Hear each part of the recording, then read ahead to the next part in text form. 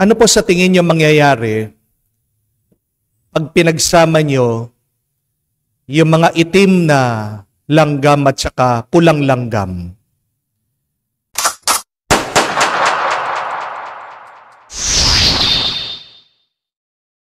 Mag-aaway-away po ba? Sa totoo lang po, hindi. Pero kung ilalagay niyo po yung mga pulang langgam at itim na langgam,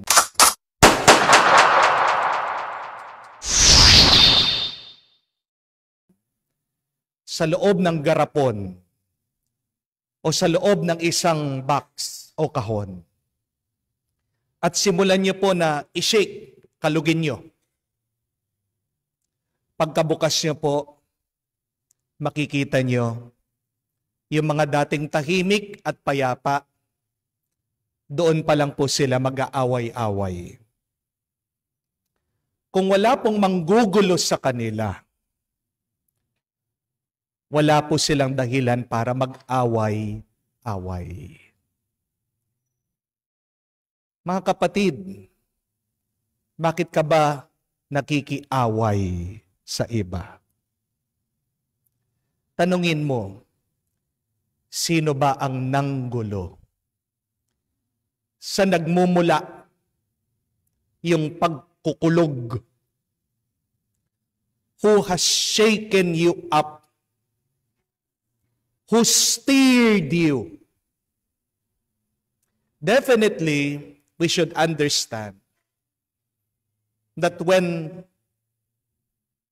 evil, when resentment or anger rises up in us, does not come from God. Somebody has provoked us. Nabasa po natin sa Ebanghelyo, nag-away-away ang mga tao. Nagtatalo-talo sila kasi hindi sila magkakasundo. Sino ba si Jesus? Sabi ng iba, propeta siya. Sabi ng iba, siya'y Mesiyas. Ang iba naniniwala na siya'y Diyos. Ang iba hindi naniniwala sa Kanya. Para bang si Jesus ang dahilan ng kanilang pag-aaway-away? Pero pag-isipan natin ng mabuti. Saan nanggagaling talaga yung kanilang pagtatalo-talo? Inumpisan ba talaga ni Jesus? Hindi. Nag-umpisa sa kanilang kalooban. Kasi ang bawat isa gustong patunayan na siya'y tama. So anong nagiging dahilan pag tayo'y nakikiaway o nakikipagtalo sa iba? Kataasan ng loob. Pride. Di po ba? When you want to prove that you are right, you will fight for it. You will argue with other people. But the question is arguing with others the will of God? Ano po sa tingin nyo? Kagustuhan ba ng Diyos ang pakikipagtalo sa iba? Kung babasahin nyo po ang Biblia, ang salita ng Diyos, ang mabuting balita, malalaman natin na hindi kagustuhan ng Diyos nakikipag-away at pakikipagtalo sa iba. You read in Proverbs, sabi po niya, that do not answer foolish arguments of fools, or you will become foolish like them. Anong ibig sabihin? Pag nakikipagtalo ka, nagiging mangmang ka. Dahil gusto natin hindi, nakakamukha natin yung mga nakakausap natin. Amen? Nakukuha natin yung kanilang pag-iisip. Pinapasok mo yung kanilang salita sa iyong puso. Kaya nga, pag ang isang tao masamang magsalita, hindi malayo, mapipick up mo yan, makukuha mo yan. Sino ba talaga mga nakikipagtalo? Di ba? Yung mga makikitid ng kanilang isip. Kasi kung malawak ka mag-isip, uunahin mo munang unawain yung tao, pakinggan yung tao, bago ka makipagtalo sa kanya. Amen? Please, strive not to argue with people. Dahil pag nakikipagtalo ka sa kanila, binababa mo ang level mo. Gusto niyo po ba na mababa ang level mo?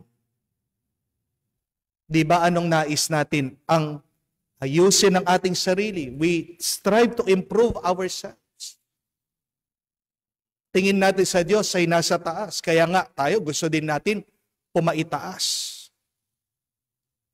Pero paano ka aangat kung binababa mong sarili mo sa pakikipag-away at pakikipagtalo sa iba? Sabi nga, be careful when you argue with fools. People may not know the difference. Pag meron dalawang taong nagtatalo sa daan, di ba? Hindi naman nila tinatanong sino yung tama, sino yung mali. Yung dalawang taong nagtatalo, nagsisigawan, nag-aaway, pinagtatawanan. Tama ka man? May punto ka? Mag-ingat ka. Kung idadaan mo yan sa argumento, hindi yun yung pinakamagandang paraan para marinig ka. Amen? Sabi po, basahin nyo din, in the letter to Titus, we are reminded to avoid controversies and arguments and quarrels because they are pointless and worthless. Sinasayang mo lang ang iyong oras sa pakikipagtalo sa iba. And we know that life is so short and death is certain. Bakit mo sasayangin ang iyong panahon, ang iyong lakas, para patunayan lang na ikaw ay tama? And when we argue, what is that one thing that we lose? It is peace. Remember this, my dear friends, that no argument is worth it.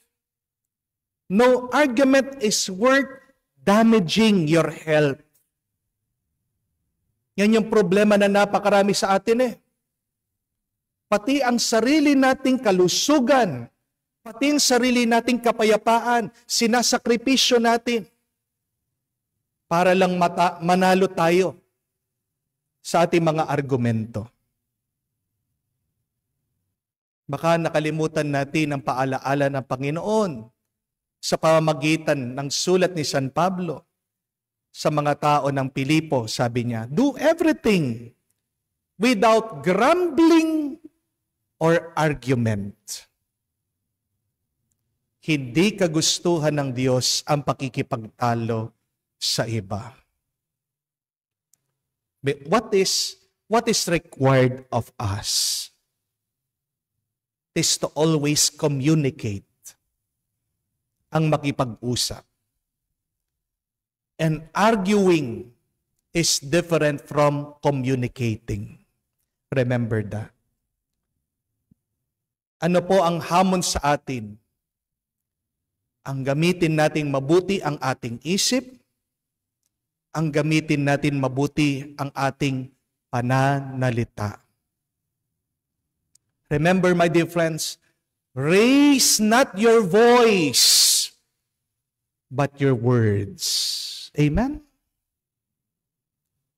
Lakasan mo, hindi ang iyong boses, kung hindi ang kalidad ng iyong salita, ng iyong pangungusap. Dahil tandaan niyo po, ang mga halaman at bulaklak ay tumutubo hindi dahil sa kulog at kidlat. Ang halaman, ang bulaklak tumutubo dahil sa ulan. Yung paninigaw mo, yung pagmumura mo sa iba, yung pakikipagtalo mo, hulog at kidlat. Hindi yan makakatulong para bumbuti ang ibang tao. Lakasan mo. Ang ibig mong sabihin, hindi ang ating mga boses. Bago ka magsalita, tumahimik ka at magdasal. Dahil tandaan niyo po, pag meron ng lumabas sa iyong bibig, hindi mo na mababawi yan. Isa sa mga pinakamahirap at pinakamasakit na karanasan ay yung nakasakit ka ng damdamin ng iba, hindi mo sinasadya.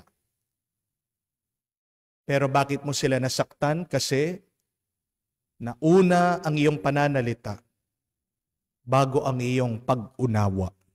Amen? Isa ka bang taong mahilig makipagtalo? Magdasal tayo. Hindi yan kagustuhan ng Diyos.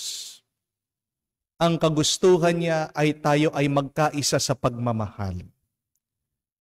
At paano pa lumalim ang ating pagmamahal sa bawat isa at sa Diyos?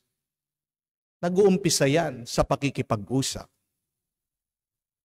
One foundation of love is always communication.